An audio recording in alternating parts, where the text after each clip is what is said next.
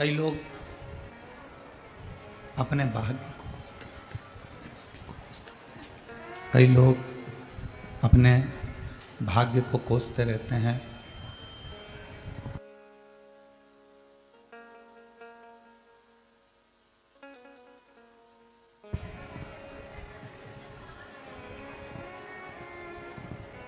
कई लोग अपने भाग्य को कोसते रहते हैं और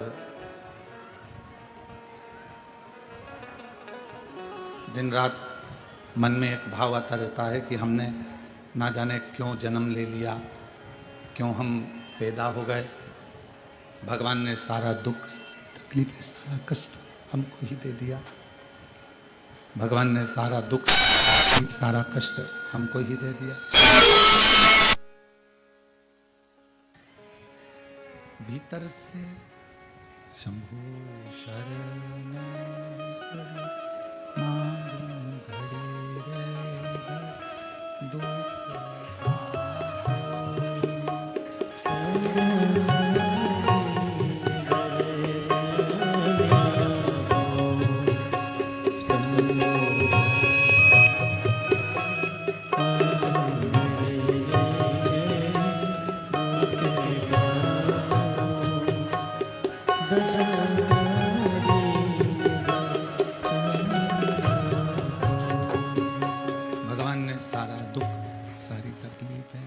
कष्ट क्या हमको ही दे दिया। व्यक्ति अपने शिव कहते हैं आपके भाग्य की सराहना क्या करा जाए। ये शरीर, ये मानव की देह, ये शरीर केवल कोसने के लिए नहीं है। ये मानव की देह, ये शरीर अपने आप को कोसने के लिए नहीं है। ये मानव की देह, ये शरीर बड़ी मुश्किल से ना जाने कितने कितने कितने कितने दुख, कितने कितने जन्म हमने झेले होंगे, कितने जन्म हमने निकाले होंगे, तब जाकर ये मानव का शरीर प्राप्त हुआ है। और इस मानव शरीर को यदि आप दिन रात कोस रहे हो तो वो श्रेष्ठ नहीं। इस मानव शरीर में जो बक्से लगे हैं वो तो सही लगे हैं, उसको वहां से सेट करो।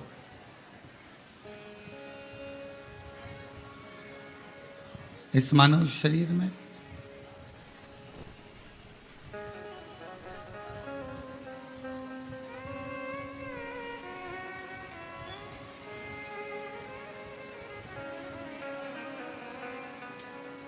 ये मानव शरीर के अंतर्गत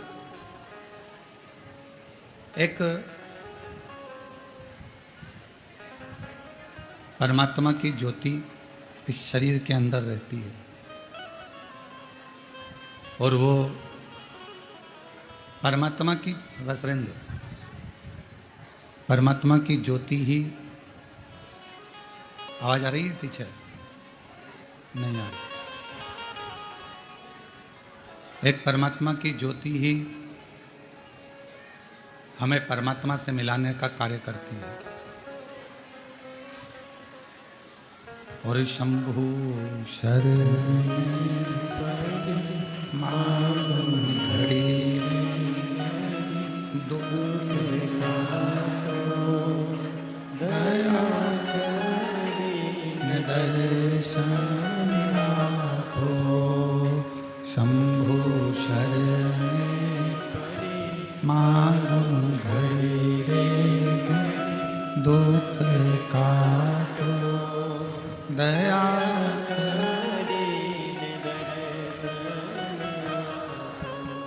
एक मानव की शरीर में जो परमात्मा ने ज्योति दी है, जो प्रकाश दिया है, वो प्रकाश कोई साधारण नहीं है।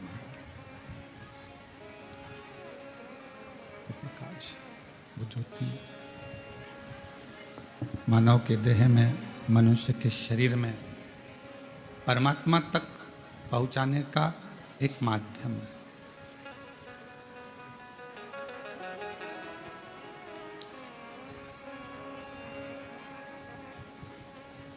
जब आप किसी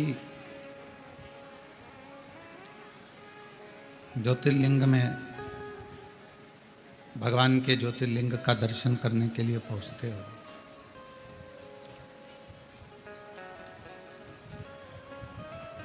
वो ज्योतिर्लिंग में जो ज्योति होती है, भगवान शिव का जो तेजपुंज प्रकाश होता है,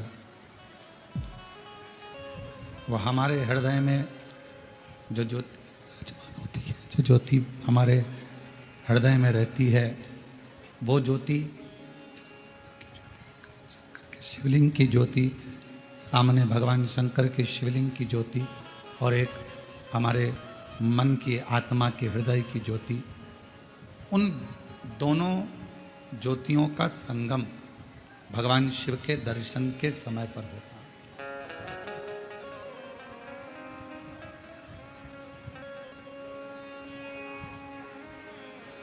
और उन ज्योतियों का आदान प्रदान भी होता है। आत्मलिंग ज्योति अर्थात ये मानव का जो शरीर है, उस शरीर के आत्मा में एक आत्मलिंग ज्योति होती है।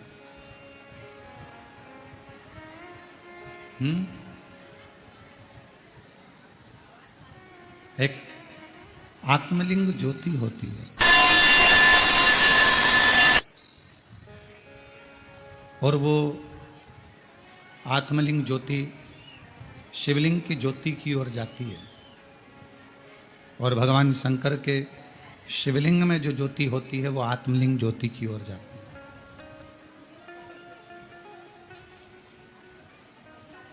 ये दोनों ज्योतियां आदान प्रदान होती हैं, दोनों ज्योतियां आदान प्रदान होती रहती हैं। शिव महापुराण में 12 ज्योतिर्लिंग के दर्शन की बड़ी महत्वता है। स्कंद पुराण में भी 12 ज्योतिर्लिंग के दर्शन की बड़ी महत्वता है।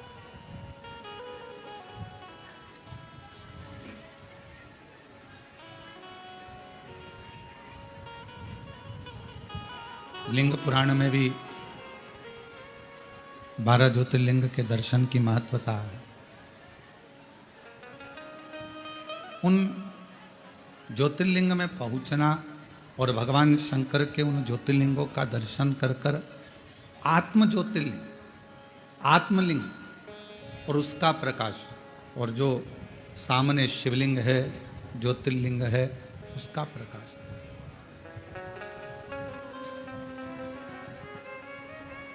इन दोनों ज्योति का मिलन, इन दोनों ज्योति के प्रकाश का मिलन हमें एक ऊर्जा प्रदान करता है, बल देता है,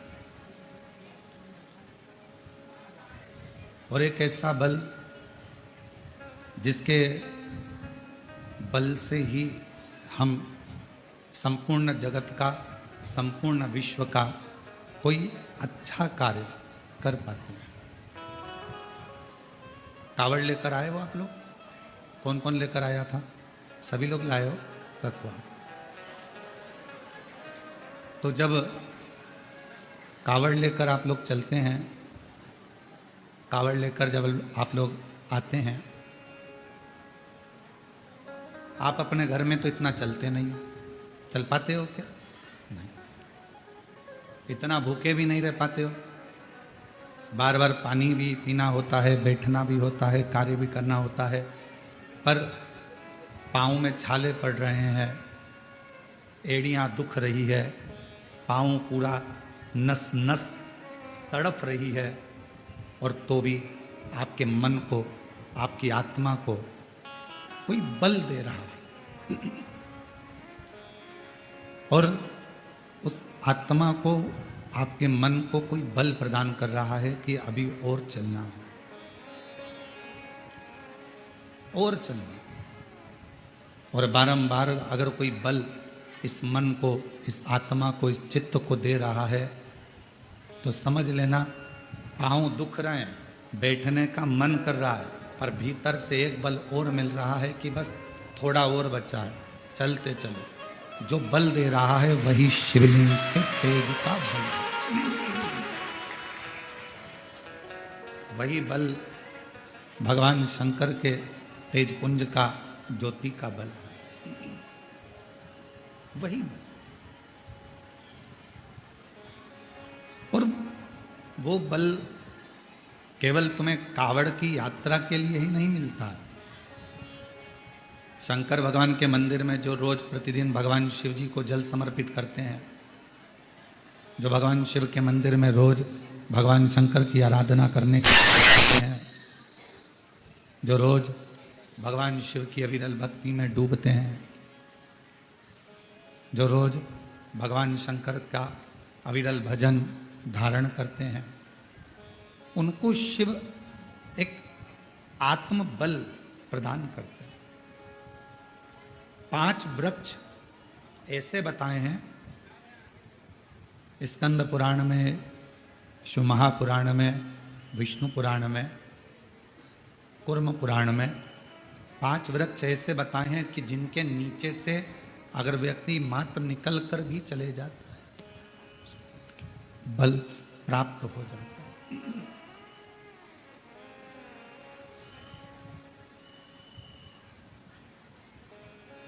कभी मौका लगे तो आप, कभी आपको मौका लगे तो आप कुर्म पुराण को एक बार जरूर पढ़ना। स्कंद पुराण, शंभु शंभु शंभु शंभु, कभी मौका लगे तो शिव महापुराण को, लिंग पुराण को, कुर्म पुराण को अवश्य पढ़ें।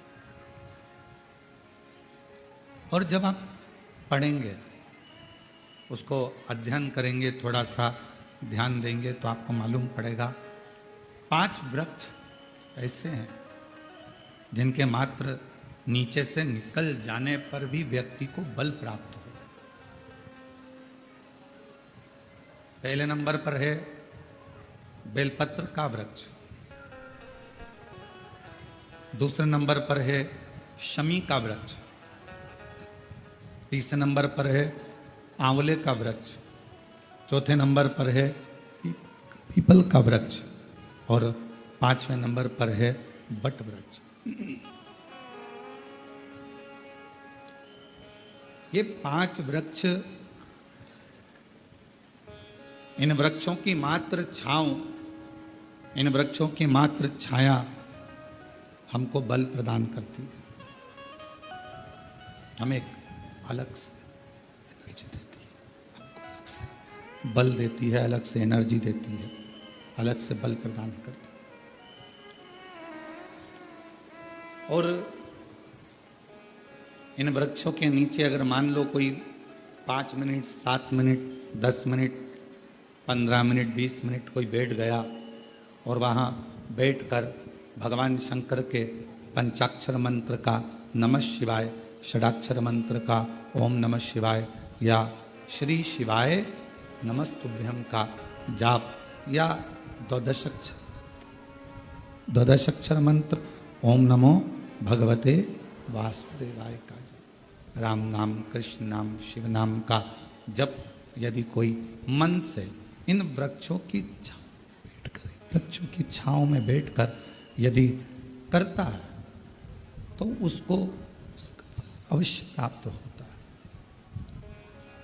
उसका फल उसे अवश्य मिलता है।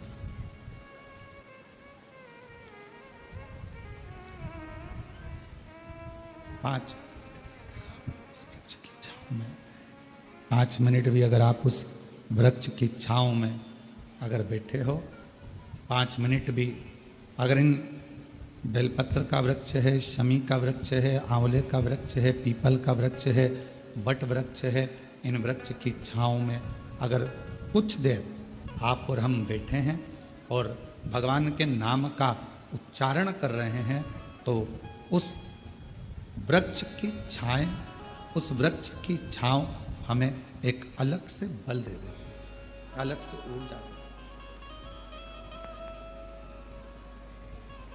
और मेरी जीजियों, मेरे जीजाओं, मेरी बेटियों, बेटाओं, मेरी माताओं, मेरे भाई, मेरी बहनों,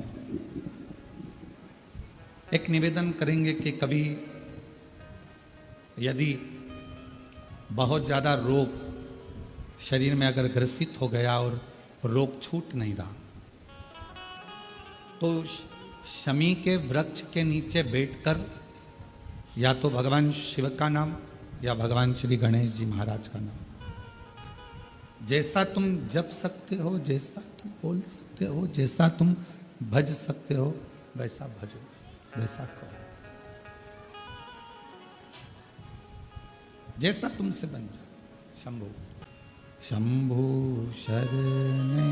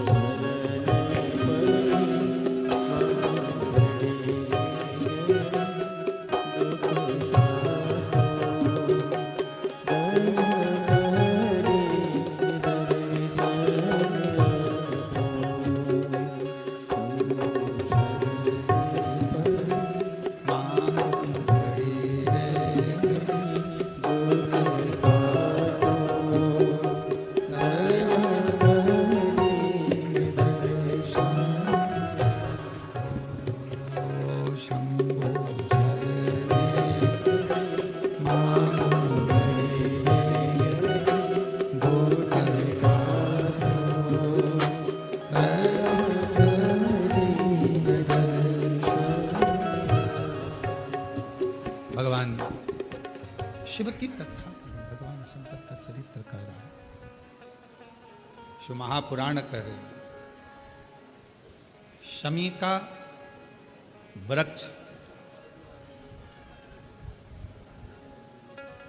हमारे शरीर में जो रोग होता है, उस रोग के जितने भी तत्व होते हैं उनको शमी का वृक्ष खींचता।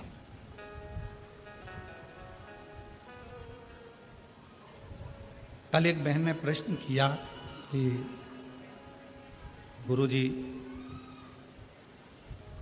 आपने कहा कि शमी का जो वृक्ष होता है वो बड़ा हो जाता है, बड़ा होने के बाद उसको घर में नहीं रखते, छोटा पौधा, छोटा सा पौधा घर में रख सकते, और वो छोटा सा जो पौधा है उसको तो हम घर में रख सकते हैं, पर वृक्ष, शमी का वृक्ष जितना बड़ा होता चले जाता है तो उसको घर से अपन रखते नहीं, उसको फिर कहीं बगीचे में या कहीं एकांत में या जहाँ उसकी ज़रूरत है वहाँ उसको लगा दिया जाए। गणेश पुराण में एक बात आती है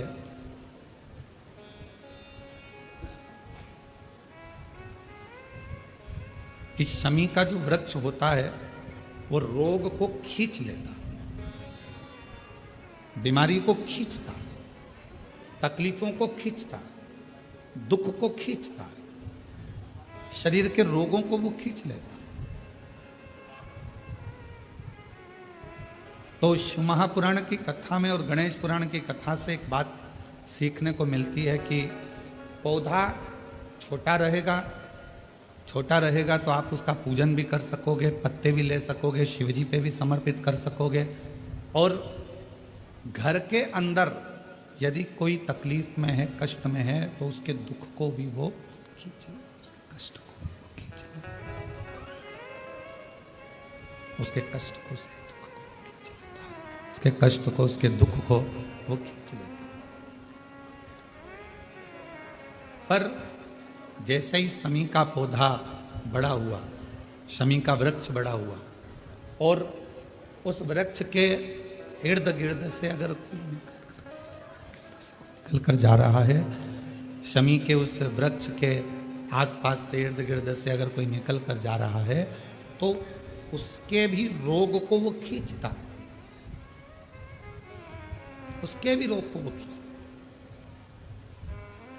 तो हमारे यहां सनातन धर्म में सर्व जगत के हित की बात कही जाती है कि शमी का जब पौधा बड़ा हो जाए, शमी का वृक्ष जब बड़ा हो जाए, शमी का पौधा जब बड़ा हो गया तो उसे कहीं अच्छी जगह पर लगा दिया जाए जिससे सर्व जगत के दुखों को वो खींचता रहे, सबके रोगों को वो समाप्त करता रहे, सबके रोगों को वो खींचता रहे, समाप्त करता रहे।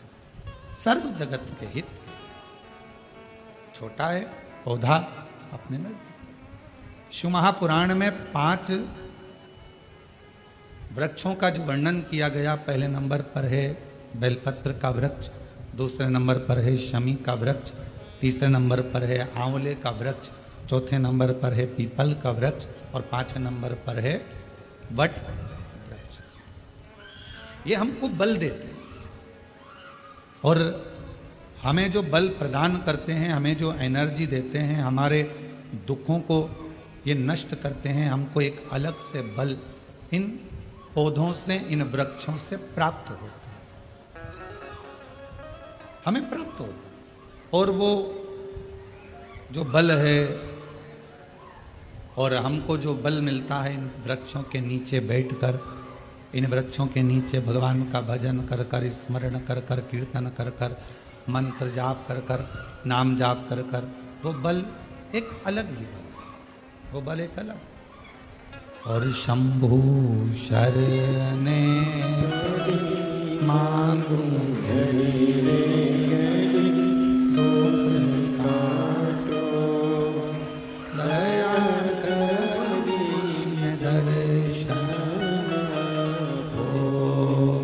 शंभु शरणे मांगू घड़ी दुख काटो, दया करीने दर्शन आपो। शंभु शरणे मांगू घड़ी दुख काटो, दया करीने दर्शन आपो। शंभु शरणे मांगू घड़ी दुख काटो, दया करीने दर्शन आपो। शंभु शरणे मांगू घड़ी दुख काटो, दया करीने दर्शन आपो। शंभु शरणे मांगू घड़ी दुख काटो, दया करीने दर्शन आपो। तो शमी का जो पौधा है वो हमको एक एनर्जी, एक बल देता है। और उस पौधे के नीचे थोड़ा प्रेशर बढ़ा दो, उस पौधे के नीचे जब हम बैठते हैं, भगवत भजन करते हैं, नाम जाप करते हैं, स्मरण करते हैं, तो उसका फल हमको अधिकता में प्राप्त होता है। अधिकता।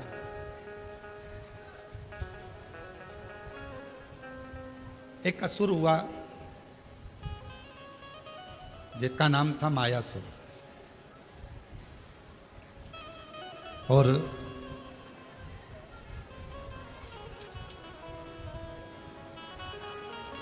वो बड़ा प्रबल था।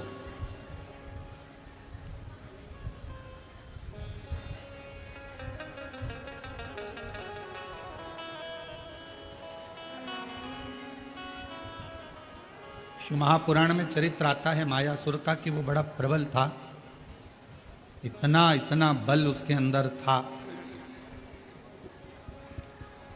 भगवान नारायण ने स्वयं ब्रह्मा जी से पूछा, क्या इसको बल तुमने दिया?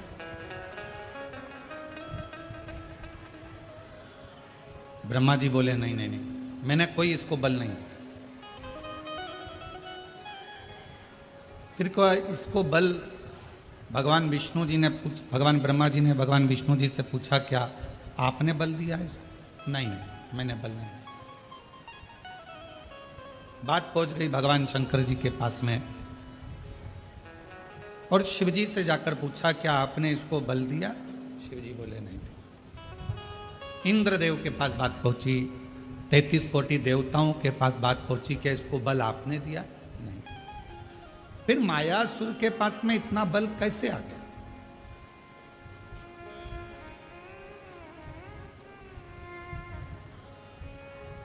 असुर है, राक्षस है, ना इसने अभी कोई तप करा, ना अभी इसने कोई साधना करी, ना कोई इसने व्रत करा, ना कोई उपासना करी, फिर इतना बल इसके पास कैसे आ गया?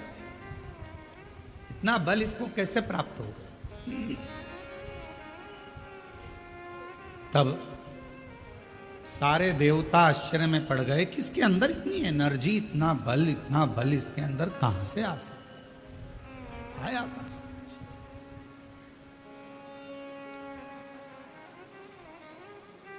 इसके पास में इतना बल कहां से प्राप्त हो?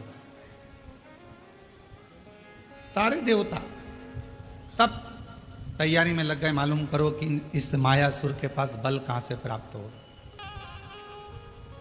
और सारे देवता मालूम करने में लगे, फिर भी कोई ठिकाना नहीं मालूम पड़ा कि आखिर बल कहां से आ, कैसे प्राप्त हो। महीनों निकल गए, पर जितना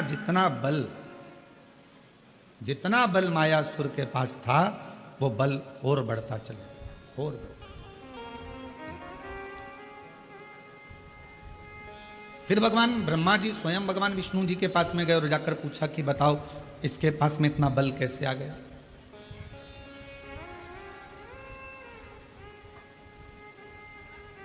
इतना बल इसके पास प्राप्त कैसे हो रहा? 2 महीना फिर निकले तो फिर बल बहुत बढ़ गया।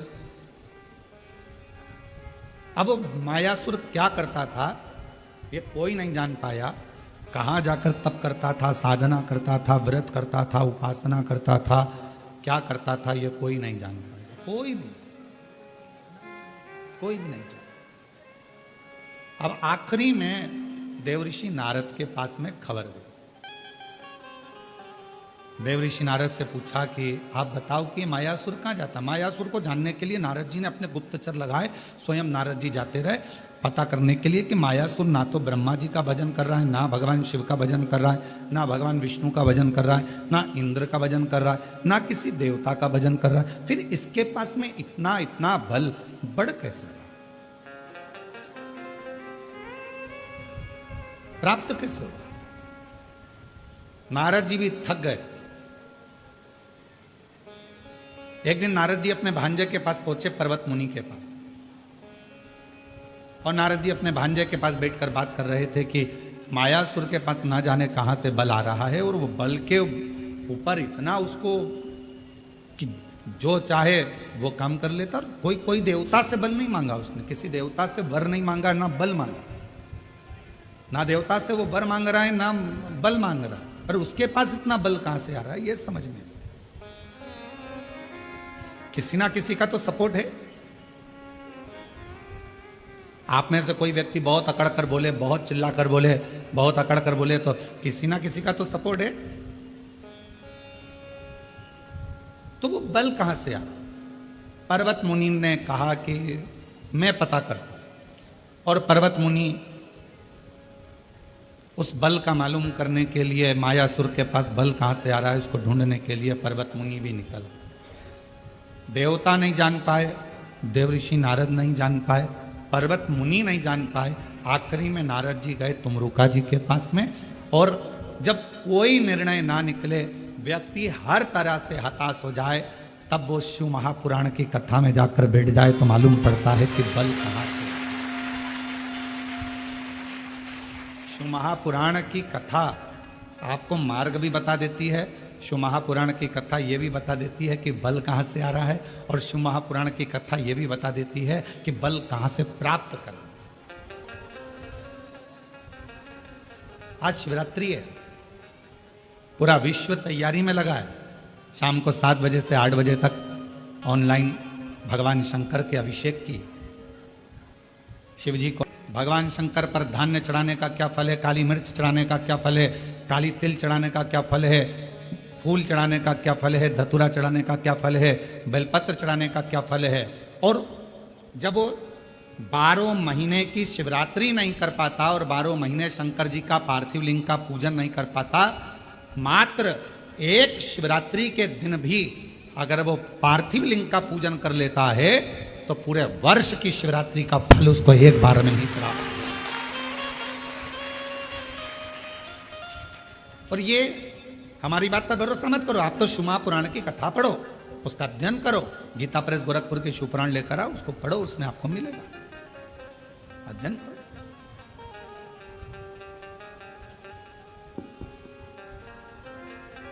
और जितने पार्थिव शिवलिंग का निर्माण करने वाले हैं, काबरा जी हम हमेशा कहते हैं अपनी बात में, जितने ने पार्थिव लिंग का निर्माण करा है, सावन के शिवरात्रि के दिन ऑनलाइन बैठकर अपने अपने घरों में परिवार के साथ मिलकर जिन्होंने पार्थिव लिंग का निर्माण करा, यह हमारा विश्वास कहता है, जब से आपने पार्थिव लिंग का निर्माण करना प्रारंभ करा होगा सावन की शिवरात्रि का, तब से आपको किसी के आगे हाथ फैलाने की जरूरत नहीं पड़ी होगी, बाबा ने खुद। आप जितने साल से कर रहे हो, आप अगर 2 साल से कर रहे हो तो 2 साल से अंदाजा लगा कर देखो, आपको किसी के आगे हाथ नहीं फैलाना पड़ा होगा। पहले का समय निकाल कर देखना, थोड़ा सा तकलीफ आई, पैसा नहीं है, धन नहीं है, आज का समय कहीं से भी भगवान तुम्हारी व्यवस्था करेगा और तुम्हारे घर में धन की कमी कहीं से नहीं आने देगा, अगर आपने सावन की शिवरात्रि का पार्थिव लिंग पूजन करा है तो। पार्थिव लिंग पूजन अगर सावन की शिवरात्रि का कर लिया तो तुम्हारा घर तुम्हारा नहीं रहता, शंकर भगवान का निजी घर बन जाता है और शिव जी उस घर को संभाले।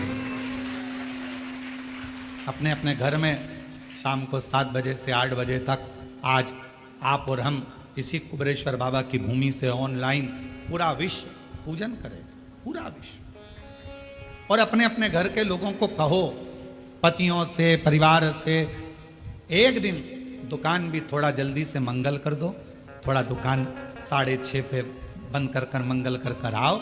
आज दोनों बैठकर तुम साल भर भले दुकान 10 बजे रात्रि तक खोलो, पर एक दिन सावन की शिवरात्रि के दिन दोनों जोड़े से बैठेंगे, परिवार के साथ बैठेंगे, शिव जी को निमंत्रण देंगे अपने घर में। बाबा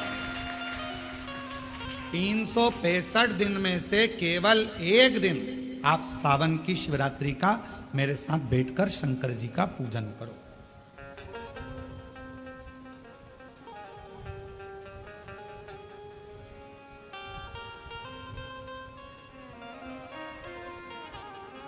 शिव संभाले। और फिर कहते हैं, जिन जिन ने पार्थिव लिंग का पूजन पूर्व में करा है उसको किसी के आगे हाथ फैलाने की जरूरत नहीं पड़ी। और आज फिर पूरी दुनिया, पूरा विश्व पार्थिव लिंग का पूजन करेगा और अगले साल तक तुम भी अंदाजा लगाकर देखना कि तुम्हारे को किसी के आगे हाथ नहीं फैलाना पड़ेगा। शिव देव, शंकर देव, बस उसको विश्वास के साथ में भजो, उसको भरोसे के साथ में। और जब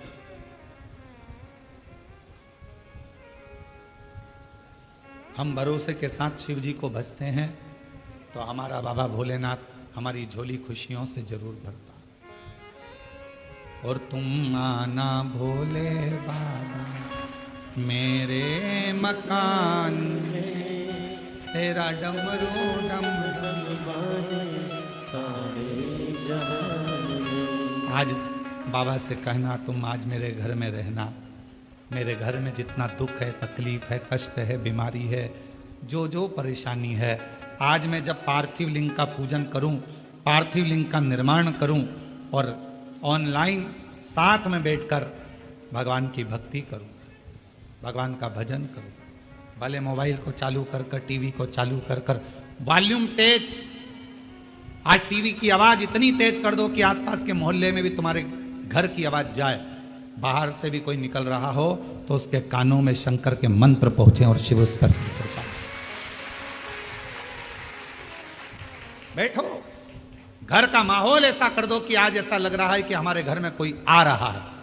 इतनी प्रसन्नता, इतनी खुशी, इतना आनंद कि आज मेरा भोले बाबा सावन के महीने में हर रोज शिवजी नंदी पर बैठकर प्रदोष काल में शाम के समय भ्रमण पर निकलते हैं।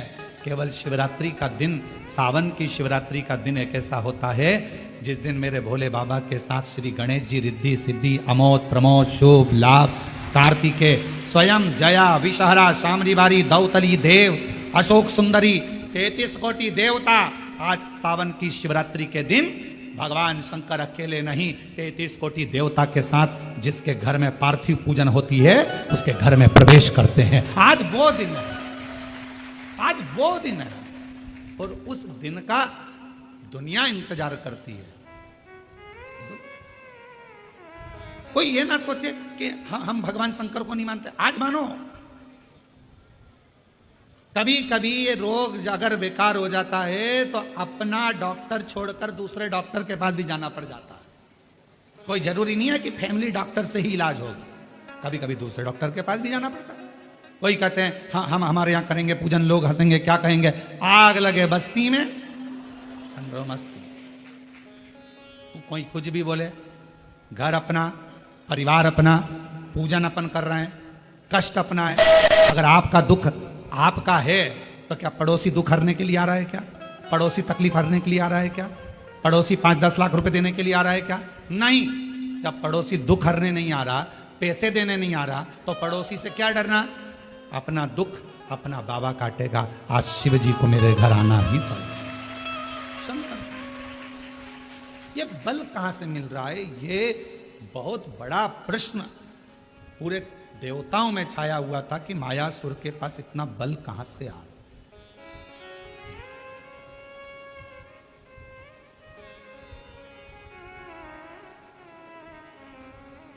और गुप्ता बहन जी, कल आप नहीं आई थी तो आपकी बेटी हैं, तो हमने उनसे कहा था क्यों नहीं आई, तो कहा थोड़ा स्वास्थ्य नरम गरम चल रहा है। तो हमने कहा उनसे कहना कि कथा में आएंगी तो बल अपने आप मिल जाएगा, चिंता ना करें। ये शिव की उदारता है जो भगवान शंकर आपको बुला लेता है। तो हम कहें ये बल अंदर से प्राप्त शिव देता है। और आपकी बेटी को भी धन्यवाद है जो पूर्ण तरह से आपको हाथ पकड़कर लेकर आ जाती है। साधु बात, ये बल है हमारे भीतर। अब मायासुर के पास इतना बल कहां से आ रहा है? कौन दे रहा है? तब देव ऋषि नारद को लगा कि मैं जाकर मालूम करूं कि इतना बल कहां से, कहां से। नारद जी को मालूम नहीं पड़ा, पर्वत मुनि को मालूम नहीं पड़ा। 33 कोटि देवता ने सब आपस में बात करी, क्या तुमने वर दिया, तुमने वर दिया, तुमने वर दिया? नहीं, हमने नहीं दिया, हमने वर नहीं दिया। क्या तुमने बल दिया? नहीं। अच्छा बोलो, ईमानदारी से बताओ, तुम्हारा बेटा बाजार में जाकर 10 रुपए की फुल्की खा रहा है और किसी ने आकर तुमको बता दिया कि इसने 10 रुपए की फुल्की, चाट, पानी पतासा, गोलगप्पा, चाउमीन, बर्गर 10 रुपए का खाया। वो घर आया, तुमने पूछा कि नहीं पूछा, क्यों रे 10 रुपए कहां से आए थे? मैंने तो तुझे दिए नहीं, मैंने तो तुझे पैसे दिए। पत्नी ने पति से पूछा, क्यों, क्या तुमने दिए? नहीं। क्यों बड़ी भाभी, आपने 10 रुपए दिए क्या? नहीं। जीजी आपने? नहीं। देवर जी आपने? नहीं। जेठ जी? नहीं। पर बिना 10 रुपए के तो ये गोलगप्पा नहीं खा सकता। अब 10 रुपए इसके पास आए कहां से? मतलब कहीं ना कहीं से 10 रुपया तो मिला है। मायासुर के पास में इतना बल कहीं ना कहीं से तो आ रहा है। ना इंद्र ने दिया, ना भगवान ब्रह्मा जी ने दिया, ना विष्णु जी ने दिया, ना शिव जी ने दिया, ना देवी ने दिया, ना देवता ने दिया, ना गणेश जी ने दिया, ना 33 कोटि देवता ने दिया, फिर ये बल आया कहां से? आया तो है, कहीं ना कहीं से तो प्राप्त हुआ है। कहां से आया? बेटे के पीछे मां लग गई, 10 रुपए आए कहां से? आए कहां से? 10 रुपए आए कहां से? 5 दिन, 10 दिन, 15 दिन, 20 दिन, 1 महीना, 2 महीना छुपती। अब 20 दिन के बाद, 25 दिन के बाद जो मां थी उसकी बहन आई और आकर बैठी, और बैठते बैठते बात निकली कि कमलेश तो अपने दोस्तों के साथ मेरे यहाँ आया था और इतना प्यार करा ना, मैंने उसको मासी मासी कह रहा था, और फिर जाने लगा तो मैंने उसको 10 रुपए दिए थे कि ये 10 रुपए तू रख ले, ये 10 रुपए दे उसको। माँ को मालूम पड़ गया, अब बुद्धि में आया 10 रुपए तूने दिए थे, हम पूरे घर से पूछ लिए कहां से आए, मायासुर के पास इतना बल कहां से आया, सबसे पूछ लिया। आखिरी में तुम रुका जी के पास जाकर पूछा कि ये मायासुर के पास इतना बल आ कहां से रहा?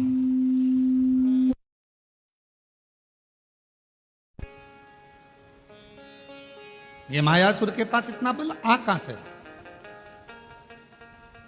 तब तुम रुका जी ने कहा, अगर कोई देवता बल नहीं दे रहा, कोई देवता बल नहीं दे रहा, कोई देवता कुछ प्रदान नहीं कर रहा, कोई देवता यदि कुछ दे नहीं रहा, तो इतना बल कहां से आ रहा है?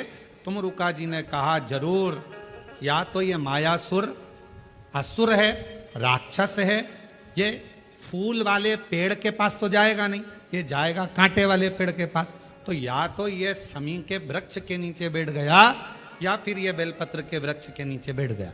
पीपल देव ऋषि नारद ने मालूम करना प्रारंभ करा, और मालूम करते करते आखिरी में ये देखा गया कि शमी के वृक्ष का एक वन था, उस वन के नीचे मायासुर अपना एक सिंहासन लगाकर बैठता था, और उस वृक्ष के नीचे बैठा अलमस्ती में, आनंद में अपने जीवन को जी रहा था, कुछ नहीं करता, ना तप, ना साधना, ना व्रत, ना उपास, तो भी उसके पास बल आ रहा था।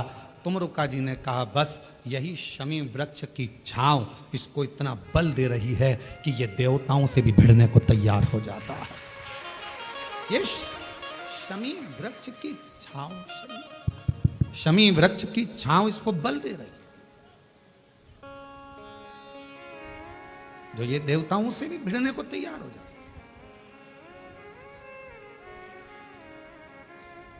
गणेश पुराण में आता है कि शमी वृक्ष की पत्ती को जब कोई नारी, पुरुष, बच्चा, बूढ़ा, जवान उस शमी के पत्ते को बेलपत्र के साथ लेकर जब शिवालय तक जाता है, जितनी देर तक वो शमी का पत्ता उसके हाथ में रहता है, जितनी देर तक शमी का पत्र उसके घर में रहता है, जितनी देर तक शमी का पत्र उसके स्पर्श में रहता है, उतने उतने शरीर के रोग, दुख, ताप काट देता है और उसे अलग से बल प्रदान कर देता है। शमी पत्र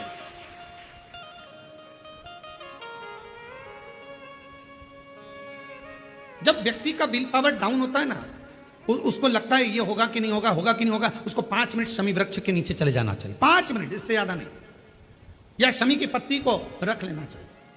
पहले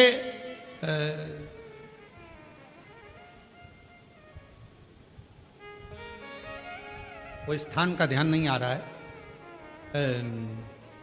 स्मरण में, पहले एक नियम चलता था, आप लोगों के जिंदगी में भी, आपका भी बुढ़ापा आया होगा, आप भी युवान अवस्था में आए होंगे, कभी तो स्कूल गए होंगे, कभी तो पढ़ने गए होंगे।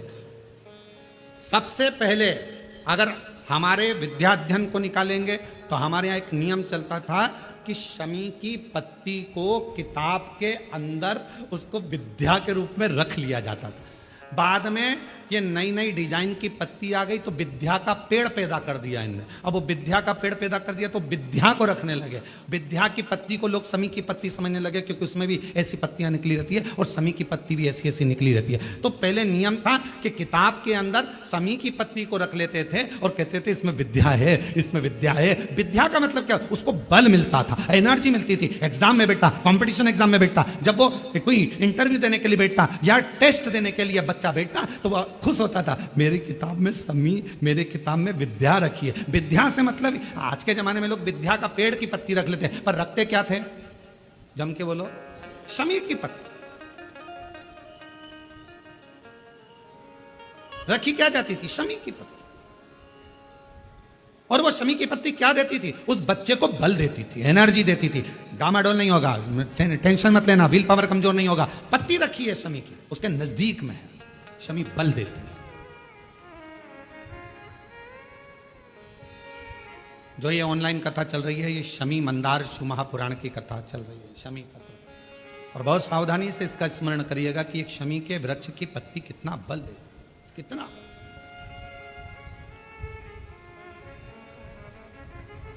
शायद आप लोगों में भी कोई ना कोई तो ऐसा होगा जिसने बचपन में विद्या की पत्ती रखी होगी। वो विद्या की पत्ती बाद में आई होगी, पहले थी वो शमी की पत्ती। कौन कौन ने रखी? जरा हमने तो रखी, हमने भी रखी। वो पत्ती तोड़ कर रख लेते थे, उसमें विद्या बढ़ेगी, विद्या बढ़ेगी। विद्या बढ़े मतलब बल बढ़ेगा, अपने अंदर एनर्जी आ, बल। अब उसको लोग आजकल विद्या की पत्ती अलग से आने लगी तो लोग उसको विद्या की पत्ती तोड़ने लगे, नहीं तो रखते थे वो शमी की। और मैंने तेरे ही भरोसे बाबा, तेरे ही भरोसे हवा बिच उड़ती जावांगी बाबा, डोल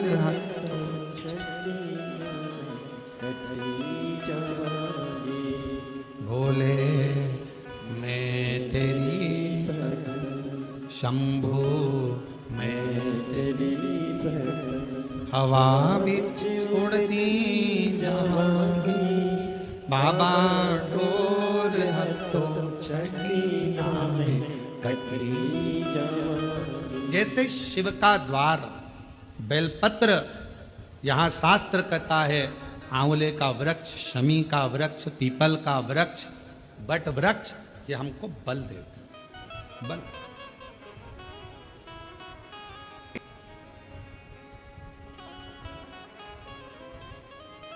भीतर से एक एनर्जी अपने आप। एक पत्र आया, उस पत्र में उन्होंने कहा, अच्छा पत्र है,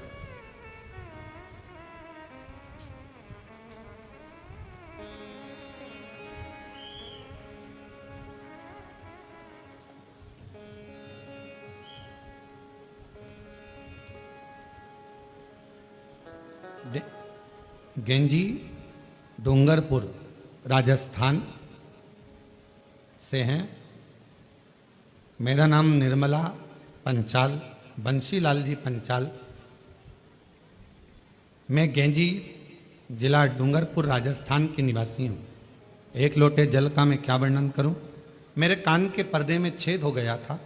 मैंने कई अस्पतालों में गई, डॉक्टरों ने कहा कि ऑपरेशन करवाना पड़ेगा।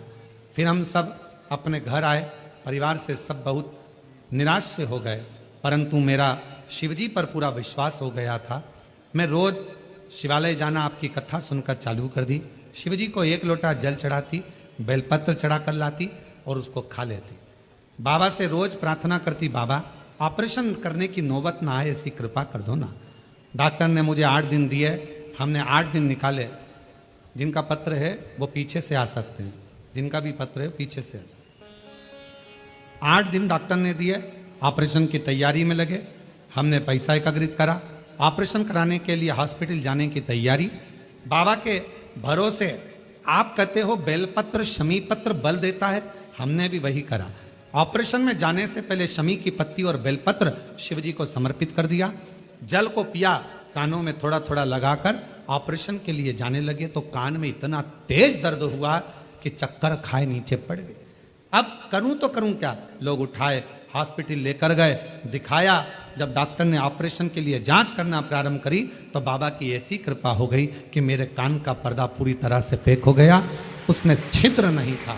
मैं बाबा को प्रणाम करने के लिए यहाँ पर आई, बाबा को नमन करने के लिए। एक पत्र और अच्छा है।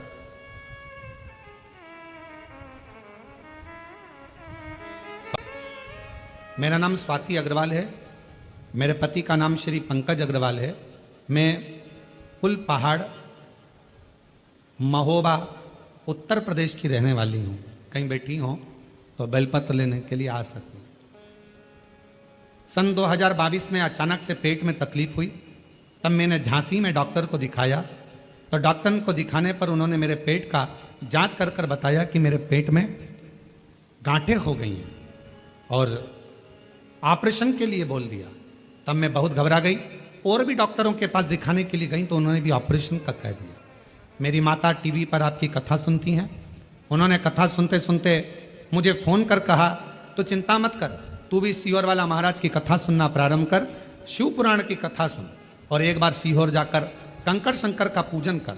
हम लोग 2022 में दर्द हुआ, हम लोग पूजन पाठ में लग गए और 2023 में हम लोग रुद्राक्ष महोत्सव में यहाँ पहुँच गए। बाबा से विनती करी, यहीं पर बैठ प्रणाम किया, रुद्राक्ष लिया, कंकर शंकर पूजन करी और उस रुद्राक्ष को ले जाकर तांबे के कलश में गलाकर उसका पानी शिवजी पे चढ़ाकर पीना चालू करा। बाबा, मेरा ऑपरेशन के लिए फिर मेरे पेट में दर्द हुआ, हम फिर पहुँचे, डॉक्टर को दिखाया, गांठ गली नहीं थी। पुनः फिर शिवजी के मंदिर जाना, झाड़ू लगाना, पोछा लगाना, शिवजी पर रुद्राक्ष का जल चढ़ाना, उसको पीना चालू करा।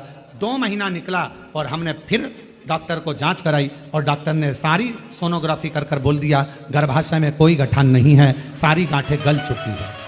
हम बाबा को प्रणाम करने के लिए आए हैं। शिव तत्व कहते किसको?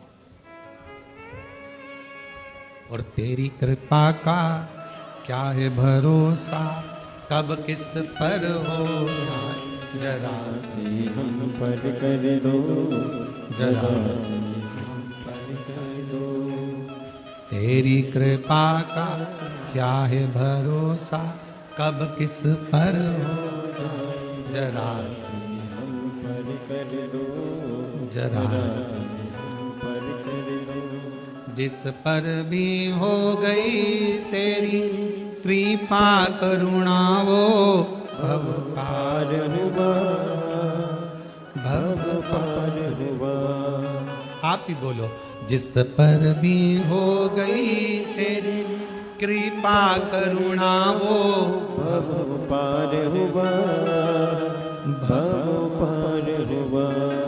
पापी हो चाहे जितना उसका भी बाबा उद्धार हुआ, उद्धार हुआ। पापी हो चाहे जितना उसका भी बाबा उद्धार हुआ, उद्धार हुआ। इधर कणिका जैसे स्वाति जी अग्रवाल, जिनके गर्भाशय में पेट में गठाने हो गई थी और ऑपरेशन का डॉक्टर बोल दिए थे, इन्होंने एक लाइन लिखी है, गुरुजी हम हर 6 महीने में कुबेरेश्वर धाम आ जाते हैं बाबा को प्रणाम करने के लिए, बाबा को नमन करने के लिए। इतना विश्वास है इस कुबेरेश्वर धाम पर गुरुदेव, यहाँ आकर केवल हम बाबा से कंकर शंकर पूजन करते हैं और बोलते हैं, और बाबा अपनी बेटी को कभी खाली नहीं भेजते हैं। मेरा भंडार फिर भर गया। हर 6 महीने में हम यहाँ पहुंच जाते। हर एक विश्वास जागृत हो, भरोसा जागृत।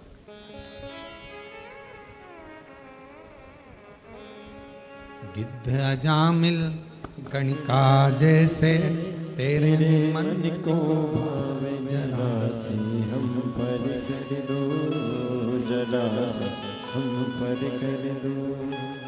तेरी कृपा का क्या है भरोसा, कब किस पर हो जाए, जरा से हम पर कर दो, जरा से हम पर कर दो।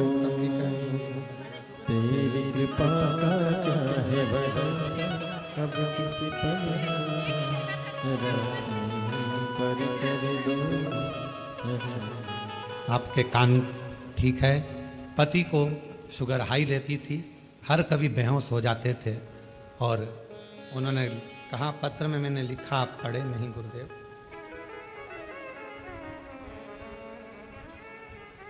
हम पढ़ नहीं पाए थे। हमारे पतिदेव को भी शुगर की बीमारी थी, किसी भी समय शुगर हाई होकर बेहोश हो जाते थे, कहीं पर भी गिर जाते थे, चाहे दिन में 4 बार हो, 8 बार हो दिन। कुबरेश्वर धाम पर आए, बाबा से विनती करी, यहाँ कंकर शंकर पूजन करवाई अपने पति से, और रुद्राक्ष लेकर गए। उस दिन से आज तक 1 साल हो गया, पति की शुगर लेवल में है और बेहोश नहीं हुए हैं। मैं प्रणाम करती हूँ,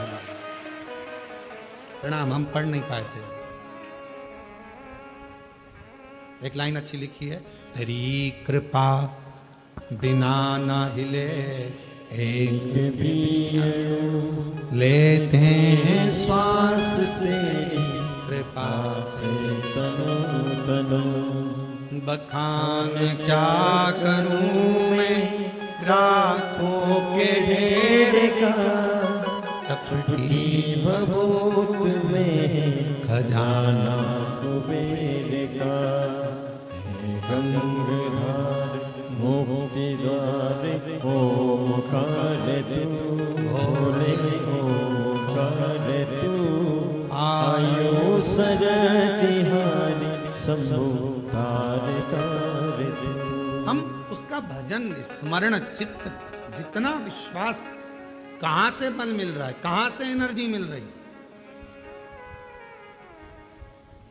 सावन के महीने की पार्थिव पूजन आज के शाम को 7 बजे ऑनलाइन आकर पूजन कर कर तो देखो पार्थिव शिवलिंग की। मोहल्ले के लोग भी कहेंगे, आखिर इसके पास आ कहां से रहा है, कहां से बरस रहा है, बरस। फिर कह देना, ये तो सावन के महीने में जैसे बादल बरसते हैं, शिवरात्रि के दिन जो पार्थिव पूजन करता है उसके घर साल भर बरसता है, साल भर, पूरा वर्ष। बाबा तूने लाखों की तकदीर संवारी है। आप भी उससे विनय कर सकते हो, कहो, कंकर शंकर की धरा पर बैठकर बोलो, बाबा तूने लाखों की तकदीर संवारी है। बाबा तूने लाखों की तकदीर संवारी है। इतना मुझे बतला दे, इतना मुझे बतला दे, कब मेरी बारी है। इतना मुझे बतला दे,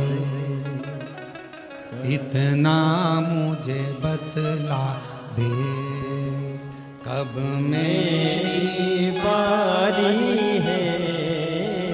बाबा तूने लाखों की, है कुबेरेश्वर, है महाकाल राजा, है विश्वनाथ, है भंडार भरने वाले कुबेर भंडारी, है सीहोर के निवासी, है शिव।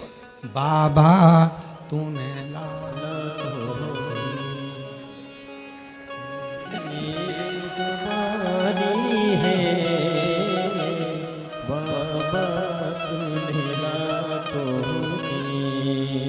तकदीर सवारी है।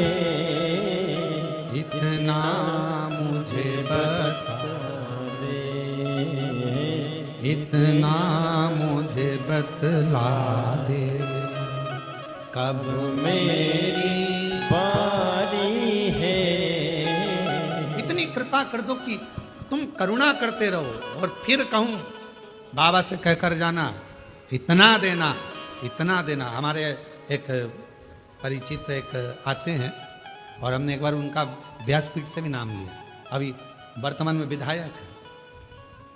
वो पहली बार कुबेरेश्वर धाम आए थे तो ट्रेन से आए, और ट्रेन से आए, धक्के खाते, लोकल डब्बा, और उसमें, और अब तो महाराष्ट्र वालों को और खुशी होना चाहिए कि तुम्हारे महाराष्ट्र से त्रिंचापल्ली ऐसा कुछ जगह है, वहाँ से भगत की कोठी राजस्थान तक एक ट्रेन अकोला और ये सारा क्षेत्र कवर करती करती उधर से पूरे महाराष्ट्र के यात्रियों को लेती सीहोर तक आना चालू हो गई। सीहोर में उसका स्टॉपेज होता है, फिर आगे बढ़ती, और उसमें first AC, second AC, third AC, sleeper, local सब है। अब तो महाराष्ट्र वालों के लिए और सुविधा हो गई, अब तो कहीं जाने की जरूरत नहीं, डायरेक्ट सीहोर।